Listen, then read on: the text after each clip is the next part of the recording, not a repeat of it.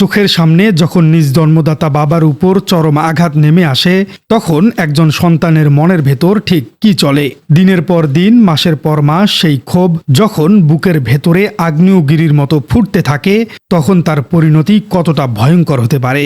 আমার ঘরে লুটপাট করছে, কোনো আইনের লোক তো পাইলো না আমার বাড়িঘর বাঁচাইবার লাগিয়া, পুরা নাম তো আসামি আমার তো ধরছে পাইছে।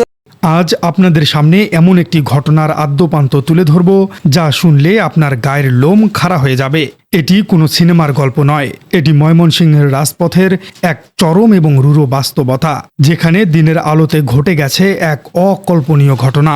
যে ঘটনা বাংলাদেশের সমাজের চাঁদাবাজি, বিচারহীনতার সংস্কৃতি এবং সাধারণ মানুষের ধৈর্যের বাঁধ ভেঙে যাবার এক জ্বলন্ত প্রমাণ। আসামির মুখ থেকে বের হওয়া একটিমাত্র সংলাপ পুরো ঘটনাটির মোড় ঘুরিয়ে দিয়েছে। তিনি ক্যামেরার সামনে দাঁড়িয়ে অত্যন্ত দম্ভের সাথে বলেছেন, আমার বাবাকে ওরা 15 জন মিলে শেষ করতে চেয়েছিল, আর আমরা 2 ভাই মিলে তাকে চিরতরে সরিয়ে দিয়েছি। দর্শক, ভাবতে পারেন কতটা ক্ষোভ আর আক্রোশ থাকলে একজন শিক্ষিত তরুণ এমন একটি ভয়ঙ্কর কাজ করে ক্যামেরার সামনে এভাবে নিজেকে উপস্থাপন করতে পারে। চলুন দর্শক, এই শ্বাসরুদ্ধকর ঘটনার মূলে প্রবেশ করা যাক। যদি বাইরেবার পাই তাহলে অগর কপালে শনি লাগাই, আমি বেশি কিছু করতাম না, তাহলে যদি বাইরে আর পাই আমার বাড়িঘর। ঘটনার সূত্রপাত 13ই আগস্ট 2026। জায়গাটি ময়মনসিংহ নগরের মাসাকান্দা এলাকা। ঘড়ির কাঁটায় তখন দুপুর। চারপাশের ব্যস্ত মানুষ নিজেদের কাজ নিয়ে ছুটছে।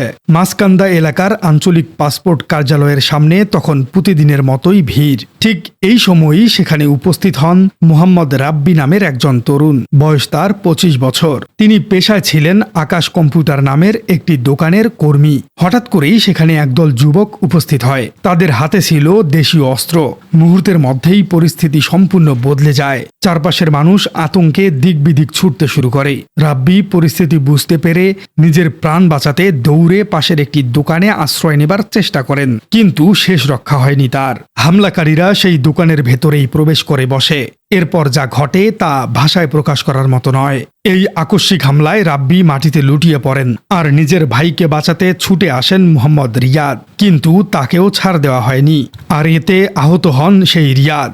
পরবর্তীতে স্থানীয় মানুষজন এবং পরিবারের সদস্যরা রাব্বিকে দ্রুত উদ্ধার করে ময়মনসিংহ মেডিকেল কলেজে নিয়ে যান, কিন্তু ততক্ষণে অনেক দেরি হয়ে গেছে। হাসপাতালের দায়িত্বরত চিকিৎসক তাকে পরীক্ষা করে জানান, রাব্বি আর এই পৃথিবীতেই নেই। চিরতরে নিভে গেছে তার জীবনের প্রদীপ। এই ঘটনার পরপরই পুরো ময়মনসিংহ শহরে চরম আতঙ্ক এবং উত্তেজনা ছড়িয়ে পড়েছে। আইনশৃঙ্খলা রক্ষাকারী বাহিনী দ্রুত নড়েচড়ে বসেছে। ঘটনার সিসিটিভি ফুটেজ সংগ্রহ করা হচ্ছে।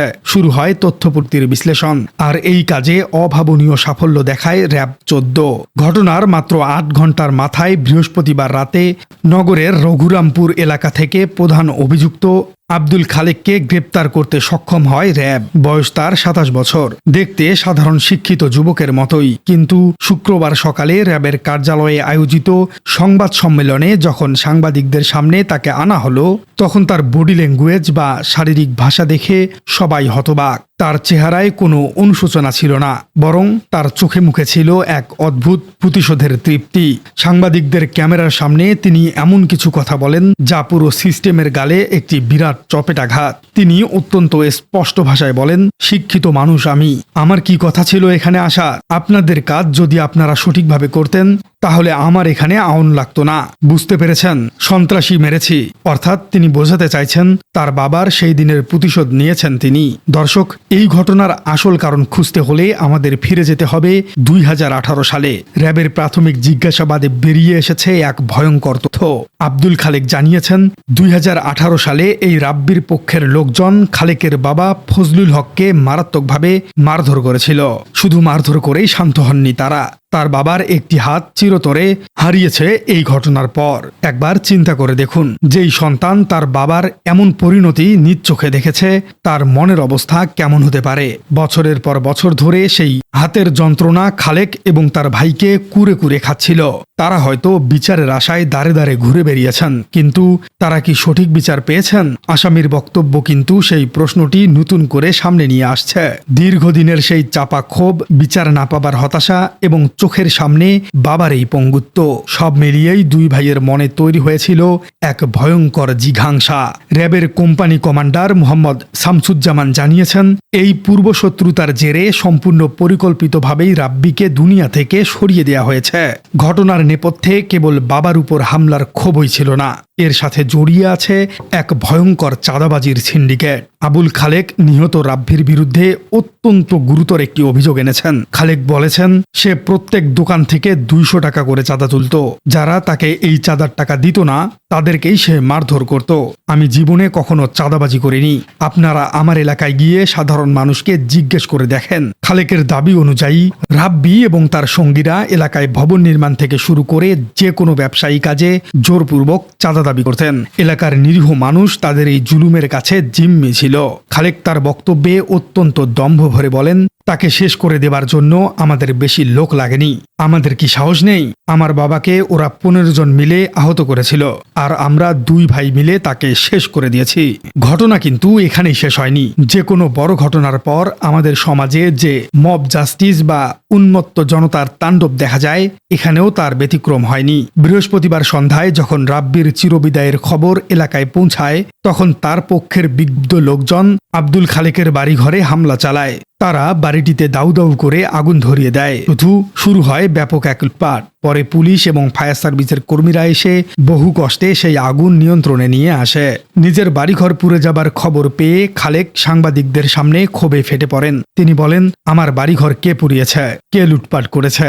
আইনের কোনো লোক তো আমার বাড়িঘর বাঁচাতে পারল না। যারা নিরীহ তাদের উপরই সব জুলুম করা হয়। ক্ষমতাবানদের তো কেউ কিছুই করতে পারে না। আমি যদি কোনোদিন এখান থেকে বের হয়ে আসতে পারি, তবে যারা আমার বাড়ি পুড়িয়েছে তাদের কপালে চরম দুর্গতি আছে। দর্শক, এই ঘটনাটি কেবল একটি সাধারণ অপরাধের ঘটনা নয়, এটি একটি বিশাল সামাজিক অবক্ষয়ের চিত্র।